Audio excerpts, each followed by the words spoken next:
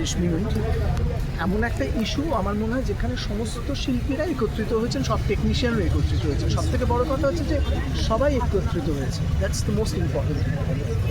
এবং এই যে একটা নিরাপত্তা ব্যবস্থা, এটা তো বহুদিন ধরে চলছে আর কি, সেটা একজনের প্রাণ গিয়ে আজকে প্রমাণিত হলো। এরকম একটা হলো জিনিসটা, ফলে কি আমার মনে হচ্ছে যে কোথাও তো আমাদের এটা আমাদের গাফিলতি। তুমি যদি আমাদের না বলে আমি বলবো আমি এরকম প্রচুর সিচুয়েশনে কাজ করেছি যেটা আমার রিফিউজ করা উচিত ছিল, বা ঘটনাটা ঘটে যাওয়ার পর সেটাকে সামান্যভাবে নিজেকেই ভুলিয়ে রেখেছি। আমি কাউকে দোষ দেবো না, আমি নিজেকে দোষ দেবো যে আমি কেন এই ঝুঁকিগুলো নিয়েছি, বা আমার সহশিল্পীকে দেখেছি তারা ঝুঁকি নিচ্ছেন, কেন নিয়েছেন।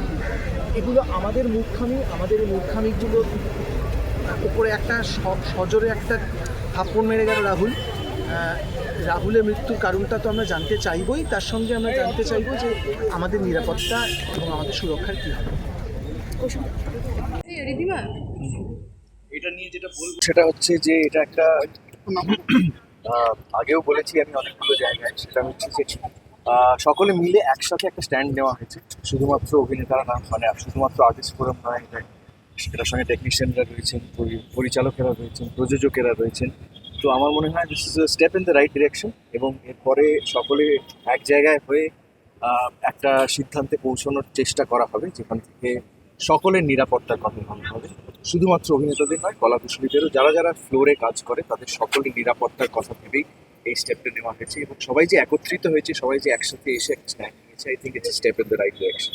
একটা সিদ্ধান্ত নেওয়া হয়েছে, কিন্তু সেটা কতটা ইমপ্লিমেন্ট হবে বলে মনে করছে?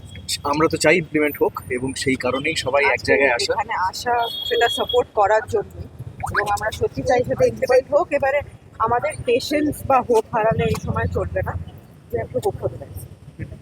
Thank you. 10 বছর ধরে আজকে দিনে দাঁড়িয়ে রাহুলদার মানে মৃত্যু সম্প্রসারণ জানার জন্য টেকনিশিয়ান থেকে সবার সুরক্ষা আমার একে অপরের থেকেও সুরক্ষিত হতে হয়। এই যে তোমার পিঠে ছোড়াটা বসাবে, তুমি নিজে জানো না তো। সুরক্ষা ব্যাপারটা শুধু যে ফিজিক্যাল সুরক্ষা নয়, মেন্টালিও মানুষকে ওই অ্যাক্সিডেন্ট প্রোন, সুইসাইড প্রোন করে দেওয়া হয়। সুতরাং এই সিস্টেমটা বদলাবে না। এই সিস্টেমটা শুধু টালিগঞ্জে না, এই সিস্টেমটা সর্বত্র আছে। পাওয়ার, ক্ষমতায় যারা রয়েছে, যাদের তথাকথিত নাম ধাম আছে, তারা সবসময় যারা পাওয়ারে তার থেকে কম, তাকে এক্সপ্লয়েট করবে। হয় সেক্সুয়ালি এক্সপ্লয়েট করবে, নয় ফিনান্সিয়ালি এক্সপ্লয়েট করবে, নয় পাওয়ারের নিরিখে এক্সপ্লয়েট করবে। সুতরাং এটা একটা স্ট্রে ইনসিডেন্ট নয়। রাহুলের ঘটনাটা একটা দুর্ঘটনা আনডাউটেডলি, কিন্তু আমি সেখানে ছিলাম না। আমি একটা সোর্সে শুনেছি যে ওখানে যে লোকাল যায়, যে ওখানে একটা লোকাল ইপি গোছের কাউকে একটা রাখা হয়, সেটা রাখা হয়েছিল। ওই যে আমি দেখেছিলাম যে ওই যারা ডুবুরি, তারা বলেছিল আমাদেরকে নেওয়া হয়নি, আবার তারা বলছে না, নেওয়া হয়েছিল। সুতরাং এটা অ্যাকচুয়ালি যারা ওখানে ছিল তারা যদি সত্যি না বলে, আমরা জানতে পারবো না, আমরা সত্যি জানতে পারবো না। মেয়ে শ্রেয়া না, ওর নাম শ্বেতাকে যখন উদ্ধার করতে পারা গেল, রাহুলকে তৎক্ষণাৎ তোলার চেষ্টা করা হয়েছিল, কিন্তু মানে ওই বিচে অ্যাকচুয়ালি যাওয়ারই কথা নয়, ওই বিচটায় চোরাবালি, ওটা যাওয়ারই কথা নয়। সুতরাং এইটা তো গিল্ডের দায়। তো যারা এইসব টেকনিশিয়ানস, যারা একজন কোনো গিল্ডের লোক না হলে সঙ্গে সঙ্গে খবর চলে যায় যে গিল্ডের লোক না নিয়ে এরা কাজ করছে, সঙ্গে সঙ্গে সব দল বেঁধে চলে আসে সেখানে ঝামেলা করতে, তাহলে এরা জানতো না, এরা না জেনে এখানে করেছে। সুতরাং গিল্ডকেও দায় নিতে হবে।